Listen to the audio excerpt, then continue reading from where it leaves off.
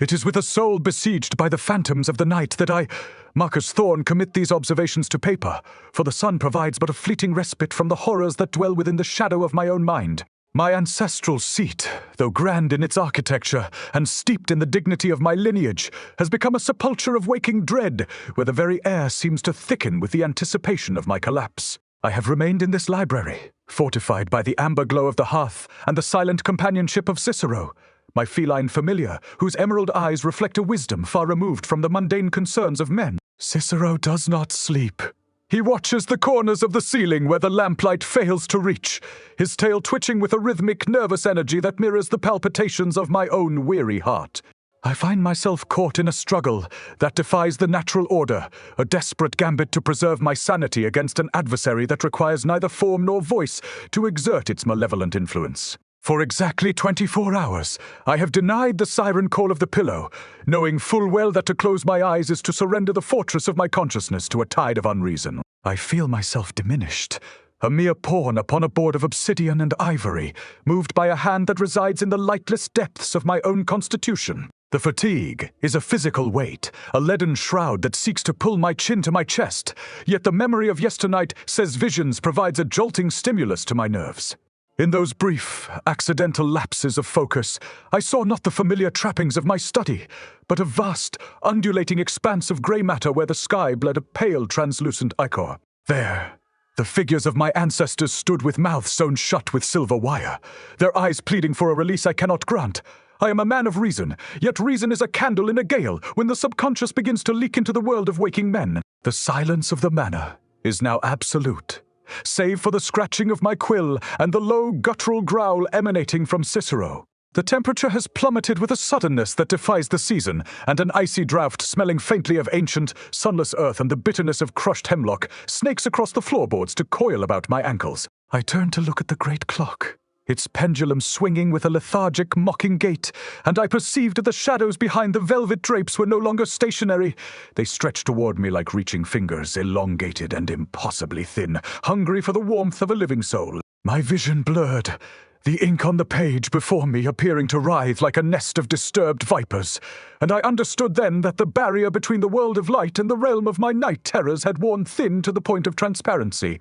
Cicero arched his back, a hiss escaping his bared fangs, as the first of the phantoms detached itself from the gloom, its face a distorted mask of my own features, twisted into a grin of predatory triumph. The struggle for the night has truly begun, and I fear the dawn is a kingdom I shall never again inhabit. The apparition, a blasphemous distortion of my own physiognomy, advanced with a gait that suggested a total absence of skeletal structure. It was as though the very darkness of the room had coagulated into a mockery of man, a shadow effigy that breathed not air, but the stagnant ether of the grave. I clutched the edge of my mahogany desk, my knuckles white as bleached bone, while Cicero, that noble sentinel of the feline race, emitted a low vibrating thrum of pure, unadulterated hostility. The creature stopped just within the circle of light cast by the dying fire, and I saw with a shuddering horror that its eyes were not eyes at all, but hollow apertures into a void where stars went to die. It did not speak with a tongue, yet a voice resonated within the hollows of my skull, a cacophony of whispers that sounded like the rustling of dry autumn leaves over a fresh mound of earth. Marcus Thorne, the chorus echoed, the vigil is a vanity, for the debt of the blood is a ledger that must be balanced in the currency of the soul. With a sudden violent movement, the entity lunged, not at my throat, but at the ancestral ledger I had been so desperately guarding. I realized then that my night terrors were not mere malfunctions of the brain, but a systematic reclamation of my family's history by a force we had thought long banished. As the phantom's fingers' long, tapering wisps of smoke brushed the vellum, a searing heat erupted in my chest, and I fell back into my chair, gasping for breath as if the very oxygen had been transmuted into liquid lead. The ledger began to smolder, not with fire, but with a grey, numbing frost that erased the names of my forefathers from the page, leaving only a terrifying blank expanse. Cicero, sensing the existential peril of his master, launched himself with a piercing shriek at the center of the apparition. He did not pass through it, as one would through a mist.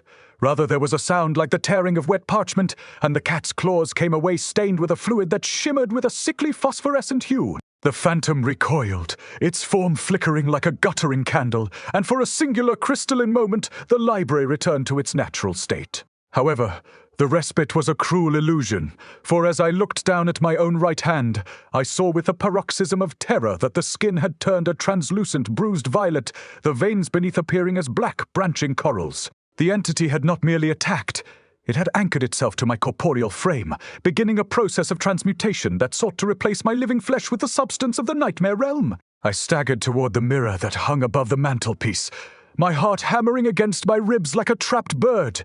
The reflection that greeted me was not the Marcus Thorne who had begun this vigil, but a man whose features were already beginning to soften and run like melting wax.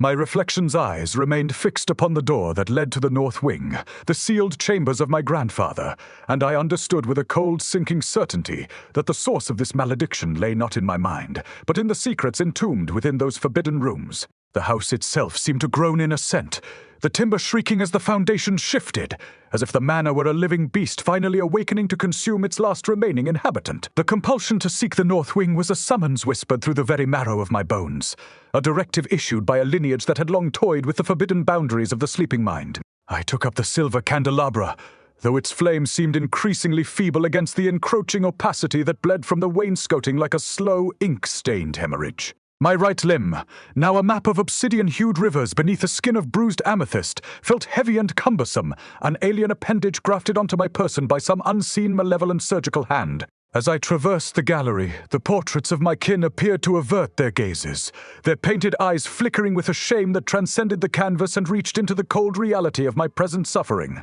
The corridor itself, once a familiar passage of polished oak and velvet, began to distort, the floor tilting at angles that defied the established laws of Euclid, while the ceiling groaned with the weight of unseen oceans pressing down from above. Each step was a labor of will, a calculated defiance against the physical entropy that sought to dissolve my very constitution into the ether of the house. I reached the heavy oak door of my grandfather's sanctum, the wood scarred by symbols that seemed to pulse with a low rhythmic vibration, echoing the thrum of a great subterranean machine. Cicero, whose coat was still matted with that singular phosphorescent ichor, preceded me, his path marked by glowing paw prints that burned through the thickening miasma of the hallway with a spectral intensity. Where the cat stepped, the shadows retreated with a sound like steam upon a frozen lake, hissing in their sudden displacement. I reached out with my corrupted hand, and as my fingers brushed the iron latch, a surge of memories not my own flooded my consciousness. Vivid, disjointed images of a sunless garden where the flowers bloomed with the faces of the unborn, and a pact signed in the absolute silence of a lunar eclipse. The door did not merely open. It yielded as if it were a lung exhaling its final breath, revealing a chamber where the very concept of geometry had been sacrificed to the whims of a fevered, ancestral imagination. Within the center of the room stood a massive, circular basin of polished jet, overflowing with a thick, viscous fog that pooled upon the floor like curdled milk. Suspended above it, by chains of woven human hair, was a crystalline sphere within which a miniature, pulsating heart of darkness beat in perfect tandem with my own.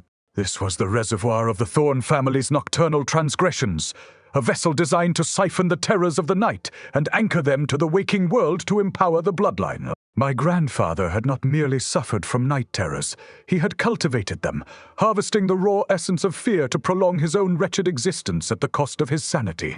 As I approached the basin, the reflection within the fog began to coalesce into the form of the master of this house. Not myself, but the patriarch who had started this cycle of rot. He reached out from the mist, his hand identical to my own violet, bifurcated claw, and I realized that the transformation was not a curse to be lifted, but an inheritance to be claimed. The house trembled as the boundaries of the room dissolved entirely, plunging me into a landscape of grey, shifting dunes where the sky was a ceiling of weeping, porous stone. The landscape of my internal exile was a desolate expanse of grit and calcified remains, a desert of sun, bleached bone that stretched beneath a sky, the color of a fresh bruise. I stood upon a dune of shifting ash, my feet sinking into the powdery residue of what I feared were the incinerated dreams of my ancestors. The air here possessed a quality of profound stagnation, carrying the faint, unmistakable taste of copper upon the tongue, as if the very atmosphere was saturated with the essence of old blood. My right arm, that violet-stained interloper, throbbed with a rhythm that was no longer my own. It felt as though the bone beneath the flesh were being carved by an invisible chisel, reshaping my anatomy to suit the requirements of this liminal purgatory. Cicero stood atop a nearby ridge, his fur bristling like a field of electrified needles, his gaze fixed upon a monolithic structure that rose from the grey wastes, a tower of jagged obsidian that seemed to pierce the weeping stone ceiling above. "It is a game of chance, Marcus." The voice of my grandfather resonated, though he was nowhere to be seen. "You have always prided yourself on your calculated risks, your ability to discern the odds when the stakes were merely gold and land. But here in the counting house of the soul, the wager is of a far more permanent nature." I felt the weight of his assessment. The realization that I had been a mere pawn moved across a board of cosmic proportions, my every decision since the first hour of my vigil being a move anticipated by the architect of this nightmare. The cold that emanated from the obsidian tower was not merely a lack of heat. It was an active, aggressive presence, an icy needle that sought the very center of my being. I looked down at my hands and saw that the transformation had accelerated. The skin was now the texture of wet parchment, stretched thin over a frame that was beginning to elongate and twist in a manner that defied the dignity of my station. I began the ascent toward the tower, my movements jerky and uncoordinated, like those of a marionette operated by a drunken master. The path was littered with the debris of the Thorne legacy, shattered hourglasses, rusted keys, and the discarded remains of those who had failed to endure the transition. Cicero paced beside me, his low growl a constant reminder of the thin thread of reality that still bound me to the world of the living. As we reached the base of the tower, I beheld an altar composed of fused rib cages upon which rested a bowl of dark, swirling liquid that smelled of ozone and ancient dust. I understood then that to halt the rot, I would have to double the stakes. I would have to invite the nightmare fully into my consciousness, to embrace the very terrors I had spent 24 hours attempting to flee. The risk was absolute. A gambler's final throw against an opponent who held all the high cards, yet the alternative was to become a permanent fixture of this desolate grey infinity. I reached for the bowl, my fingers trembling with a palsy that was both physical and spiritual, as the tower began to hum with a sound like 1,000 cicadas screaming in unison. My hand, now a gnarled claw of violet shadow, hovered over the vessel, and I felt the cold pull of the void beckoning me to surrender the last vestiges of my humanity. The liquid within the bowl was of a consistency so thick, it seemed to resist the very gravity that should have pulled it into my parched throat. As it crossed my lips, the taste was not merely of copper, but of every bitter regret and unspoken fear that had ever plagued the Thorne line. It was as if I were imbibing the very essence of the night itself, distilled into a single agonizing draught. My senses exploded into a kaleidoscope of jarring, discordant sensations. The sound of the wind became a visual tapestry of jagged charcoal lines, while the sight of the altar transformed into a tactile pressure against my very soul. The transformation of my arm accelerated with a sickening, wet crackle of shifting marrow, the flesh now assuming the ghastly tint of a drowned man's visage, a shade of suffocating, lightless navy that pulsed with a life of its own. I was no longer a mere observer of this phantasmagoria. I had become the medium through which the nightmare breathed. The obsidian tower shuddered, its walls dissolving into a vast, spiraling archive of translucent jars, each containing a flickering, grey vapor, the stolen rest of 1,000 Thorne ancestors, trapped in a state of perpetual, silent screaming. I found myself standing before a desk of petrified cedar, where a figure of immense and terrible proportions sat shrouded in robes of tattered shadow. This was the architect of our misery. The first Thorne whose visage was a shifting landscape of ancestral grief and unholy avarice. He held a quill fashioned from the whitened ulna of a child, and before him lay a tome bound in the tanned hides of those who had shared my blood. My own name, Marcus Thorne, was being etched into the parchment in a script that bled and writhed like a dying insect. Cicero, my faithful Cicero, did not falter. He sprang upon the desk with a piercing cry, his fur a halo of defiance, and struck at the quill with a ferocity that seemed to draw upon an ancient feline power. The architect paused, a hollow sound like the grinding of millstones emanating from beneath his hood as he turned his empty gaze toward the intruder. It was then I understood the true nature of the gamble. My grandfather had not merely sought power, but had attempted to trade the collective peace of his progeny for a singular immortal consciousness. I was not a participant in a game of chance, but the final payment in a long-overdue debt of blood. The realization acted upon me like a tonic of the most potent sort, for if I were the payment, then I possessed the inherent power to refuse the transaction. I reached out with my corrupted hand, now a weapon of the very darkness that sought to claim me, and grasped the edge of the ledger. The contact was a symphony of agony, a cold that surpassed the freezing depths of the Arctic seas, yet I did not relinquish my hold. "I am Marcus Thorne," I declared, my voice echoing with an aristocratic steel that surprised even my own ears, "and I decline the inheritance of this charnel house." The architect's grip tightened, the room beginning to spin in a vortex of howling shadows and the sharp ozone scent of a coming storm. I felt my very identity being pulled toward the inkwell, a vacuum of non-existence that promised a silence more terrifying than any scream.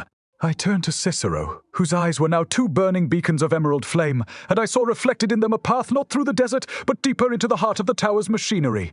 I cast the remnants of the bowl's liquid into the architect's face, and as the dark ichor splashed against his form, the reality of the tower began to buckle and tear like a sail in a hurricane. We were falling, not downward into the abyss, but sideways through the layers of the dream, toward a chamber I recognized from the most fevered passages of my grandfather's journals, the engine room of the soul. The sensation of falling was not a descent through space, but a violent unspooling of the very fibers of my being, as if I were a tapestry being dismantled by a frantic, invisible hand. We landed, Cicero and I, upon a floor of obsidian glass that vibrated with a low, suboral hum, a frequency that threatened to liquefy the very marrow in my bones. We were within the bowels of the tower, a place where the logic of the surface world had been entirely discarded in favor of a grand mechanical blasphemy. The walls were not stone, but a complex arrangement of interlocking brass cylinders and silver pistons, lubricated by a slow-dripping, viscous fluid that smelled of scorched lightning and the bitter brine of a winter sea. This was the crucible of our line, the workshop where the raw material of our consciousness was forged into the currency of the architect's immortality. I stood amidst the grinding of gears that sounded like the tectonic plates of the earth groaning in eternal labor, and I saw that the shadows here were tethered to the machinery by gossamer threads of pulsating, bruised indigo light. At the center of this infernal laboratory stood the great spindle, a pillar of calcified vertebrae that rose toward the unseen heights of the tower, spinning with a velocity that blurred the air into a shimmering haze. It was the axis upon which the Thorne destiny turned, a reservoir of every scream suppressed and every nightmare endured by my kin for 3 centuries. I approached the mechanism, my corrupted hand twitching in sympathetic resonance with the spindle's rotation. The air grew thick with the scent of ozone and the sharp, biting aroma of wet flint, a sensory assault that made my eyes weep a thin, translucent fluid. I perceived then that the spindle was not merely a machine.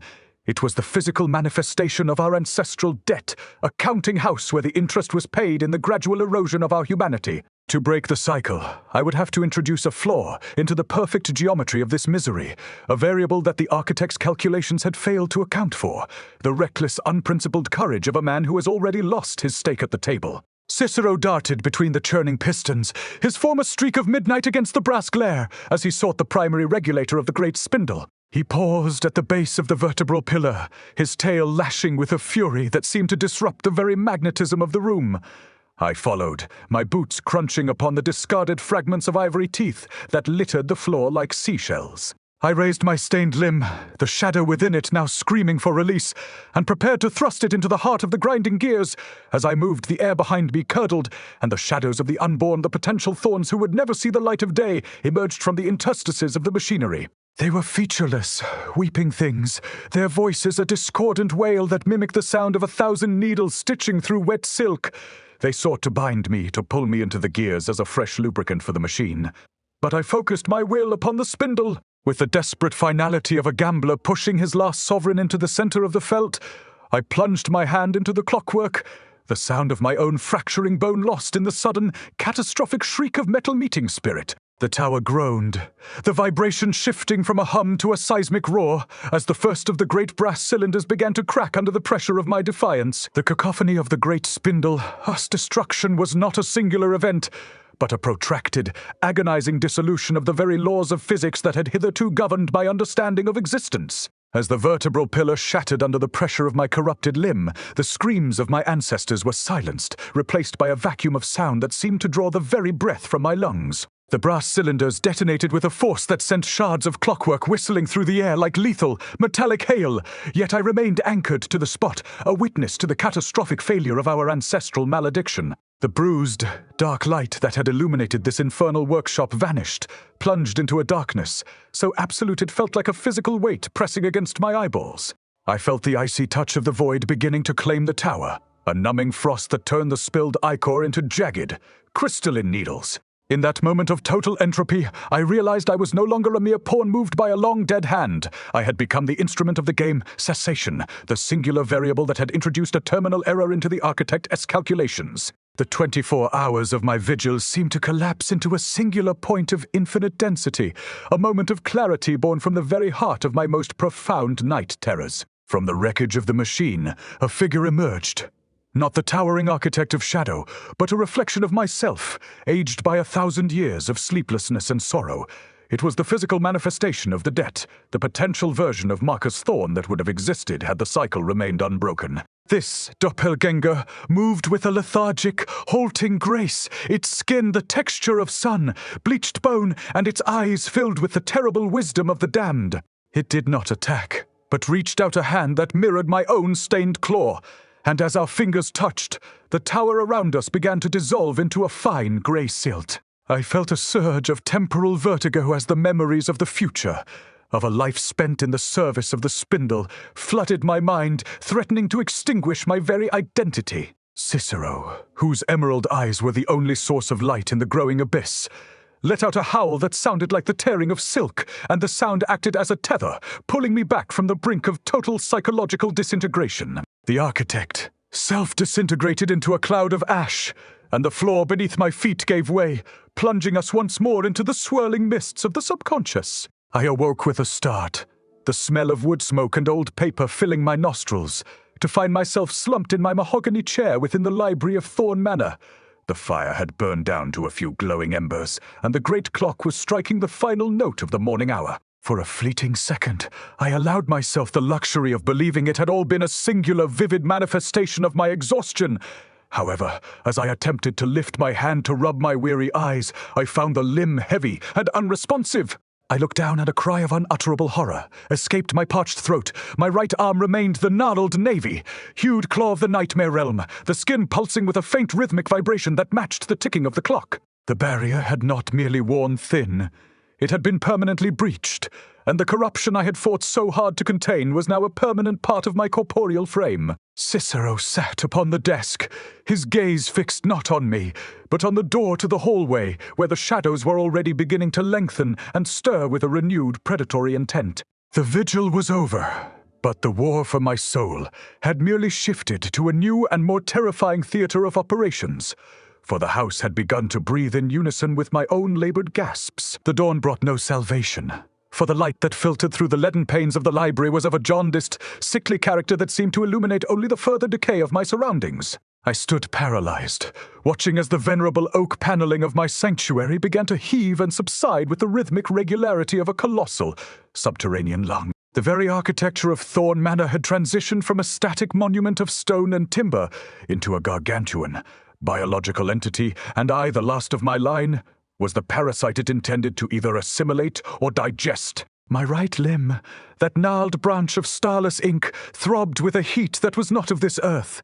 It was the warmth of a forge, reshaping my very essence to match the malignant geometry of the house. Cicero stood upon the hearth, his fur slicked back by a sudden, oily condensation that dripped from the ceiling like the cold sweat of a fever. I reached for the bell pull to summon a servant, only for the velvet cord to dissolve into a swarm of translucent, multi-legged horrors that skittered into the shadows behind the drapery. The realization struck me with the force of a physical blow. I was no longer a resident in my ancestral seat, but a captive organ within a body of unhallowed stone.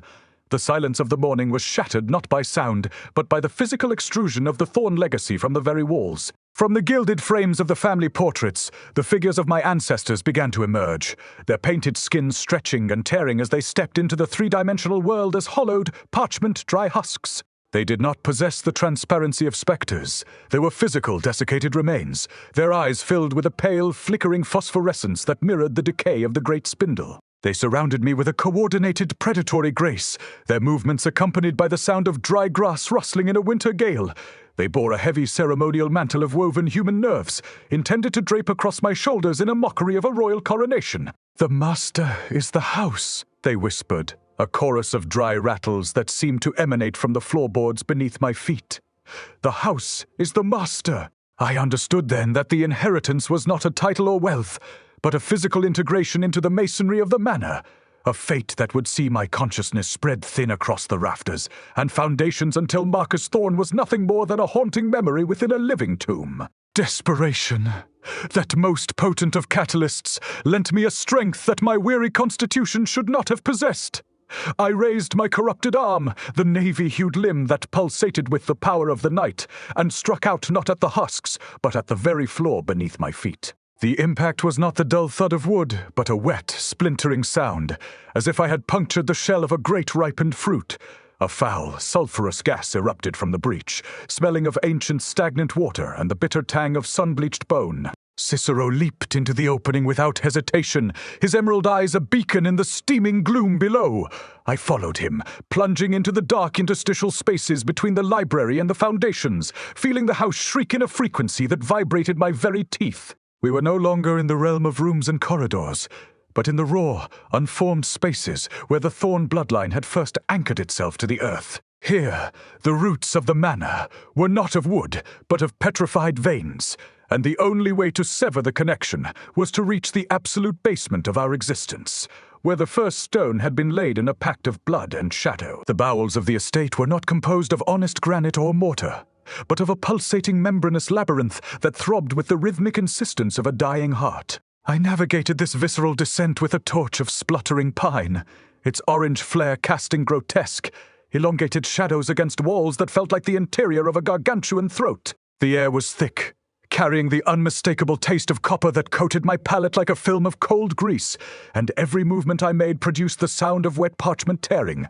the sound of my own humanity being stripped away by the friction of this unholy environment. Cicero, my stalwart companion, moved with a supernatural grace, his paws leaving impressions in the yielding, fleshy floor that oozed a translucent, amber ichor. We were approaching the nadir of the Thorne legacy, the very point where the first ancestor had bartered the sanity of his progeny for a seat of eternal, albeit stagnant, power. My corrupted limb, now a heavy, throbbing weight of navy-hued shadow, seemed to pull me forward, its black veins twitching in anticipation of a reunion with the source of its blasphemous origin.